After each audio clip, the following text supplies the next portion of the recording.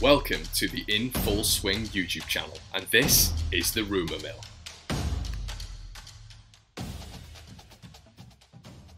Hello everybody and welcome back to the In Full Swing show. Hope you're doing fantastically well, and we are back with another roundup from the Rumour Mill, episode 5. Brilliant. 5 different episodes. Connor's consistency is going through the roof, and you may be able to tell, for all you astute cameramen out there, which I am not, but just obviously in the general as well, I have invested in a new camera, which I think I'm going to have to get another job to be able to pursue and pay the credit off for it. I've got a brand new camera because I saw in the last couple of days, you guys have been speaking sometimes about the quality of the picture. I've gone out, I've bought a camera, so here we go. So the setup's a little bit different now. We've got lights around the room.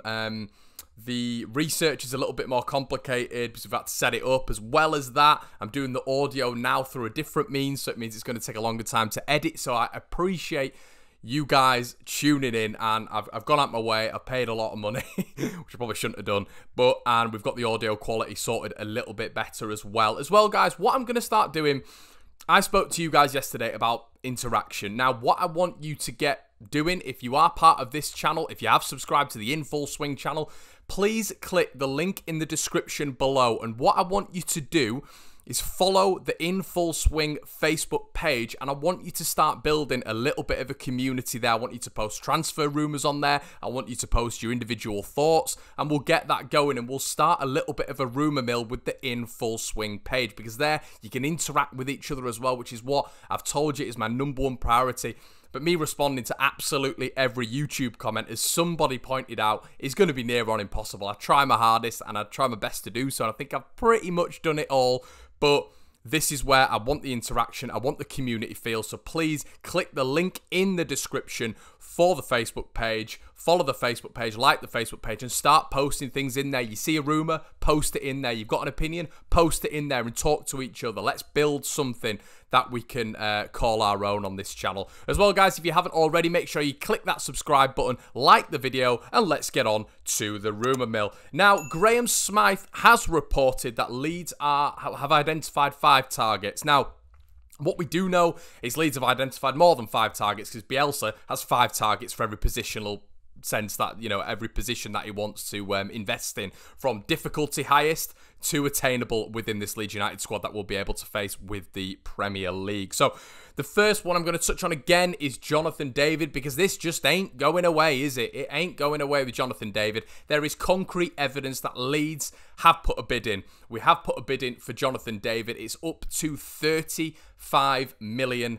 euros, I believe it is. The currency is euros, I believe. So it's a massive bid. It's the biggest bid I've seen. I saw 27 million the other day, but I have seen today 35 million euros. Obviously, there's a little conversion rate there, but it's closer than it has been for years. So it is a big stack of money from the Peacocks, from the Whites, for Jonathan David. Now, it's been reported in some clicker in Germany that he wants to go to Germany. Then it's been reported from other outlets that he wants to stay and go to France, because obviously it's nearer to his parent club in Belgium, where he's built some relationships. But we've also seen an article today which says his dream is to play in the Premier League, and this is an actual quote as well from Jonathan David, that he wants to play in the Premier League. That is his aim, and of course it is. You know, you're Canadian, you're American, you're Japanese, you're whatever you are, you're Romanian, you want to play in the Premier League, the best outfit in the world, the most viewed league in the world. So all of this has to be taken into account, and for me, Jonathan David does want to play in the Premier League, hence why Leeds are pursuing it, because otherwise we would not pursue it. There's no point in continuing something when it's a dead rubber, is there? We know that from all instances of life. So I do think that 35 million for David would get it over the line, but who knows? Maybe they're playing hardball because they know that Leeds United are interested. They know we can front up the money. But I have a question to all my viewers, all the people on the In Full Swing channel. This is a question that I want for you to answer. You know, whether or not you do it in the Facebook page, whether or not you do it in the YouTube comments, it is up to you. Would you not rather go out and spend that money on Ollie Watkins or Mitrovic, because now we know one of them is going to remain in the Championship. Now we know one of them is going to be attainable, and now we know that one of them is going to be wanting to play in the Premier League next year, or both of them, and one of them is going to be in the Championship. So now we know that for certain.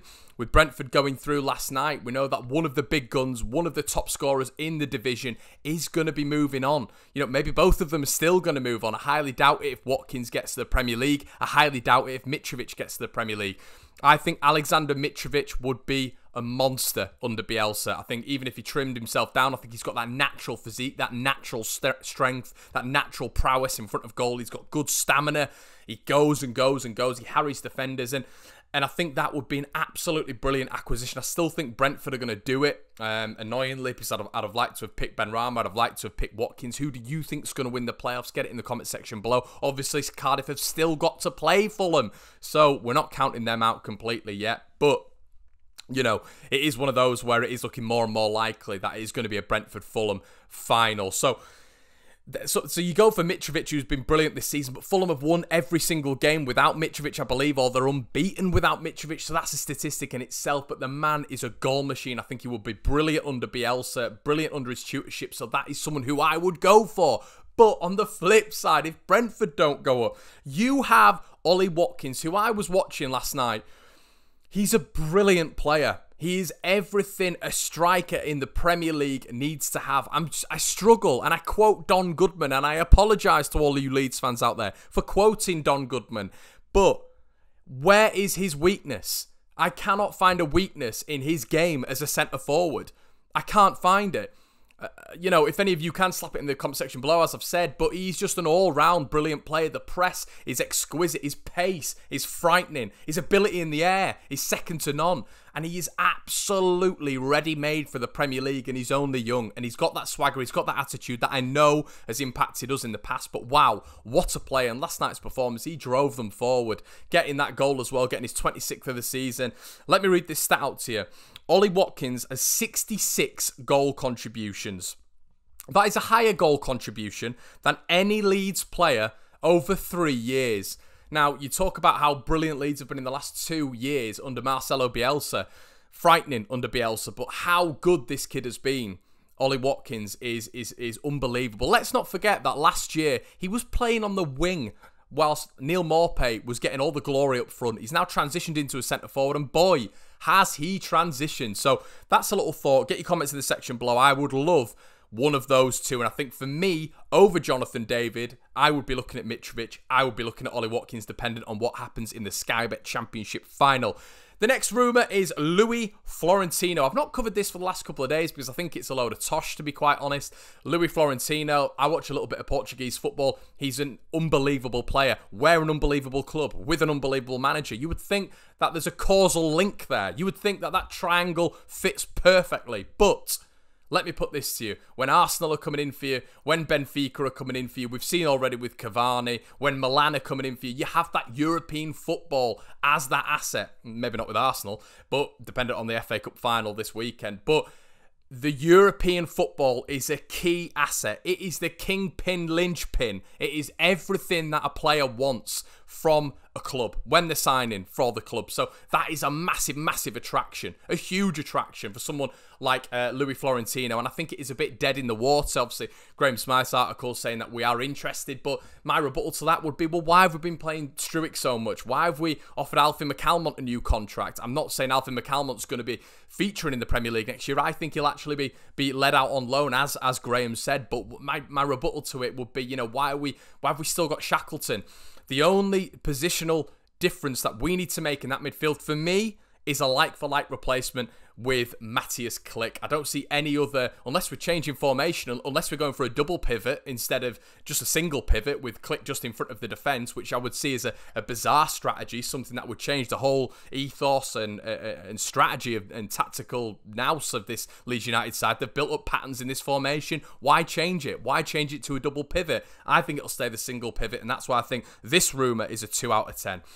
But when we look at more signings, Leeds apparently are extremely interested via numerous sources this morning in Sean Klaiber. Now, Sean Klaiber plays for Utrecht. He's a defender and he's highly viewed by many Dutch fans. I've got in contact with a couple of Dutch fans to give me some insight on Klaiber, and apparently he's strong, physical, quick, and he would adapt to the Premier League very, very nicely. A little connection there, obviously, is the fact that he has played with Matthias Klich at Utrecht. So a brilliant signing. That potentially could be, you know, and he looks, you know, we've seen a couple of highlights. Obviously, we can't profess to know exactly how he plays, but apparently a very, very good player. And I was told by one Dutch correspondent that he would be an astute, I quote, an astute signing from Leeds United and Marcelo Bielsa.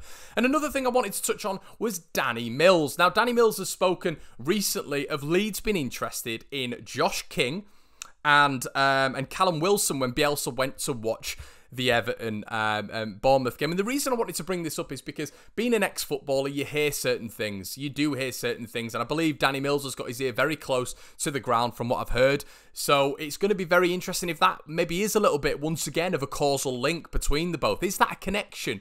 Leeds been interested in Callum Wilson. I mean, I was speaking the other day about maybe not being interested in him because he's not as prolific. But then I thought to myself, Connor, you know, was Calvin Phillips the player he was before Bielsa? Was Cooper the player he was before Bielsa? Was Ayling the player he was before Bielsa? Was Dallas the player he was before Bielsa? Was Bamford the player he was before Bielsa? No. So this is what I mean. When we're bringing players in like this, you've already got a proven striker in the Premier League who might not have done it this year because Bournemouth are struggling and they've not had a lot of creativity, you know, and they've been playing players like Dom Solanke. But Callum Wilson, let's not have any sort of qualms about. He's done it in the Premier League and he's been brilliant in the Premier League. He works, he presses from the front. So is that a link? You know, and then we obviously move on to Josh King.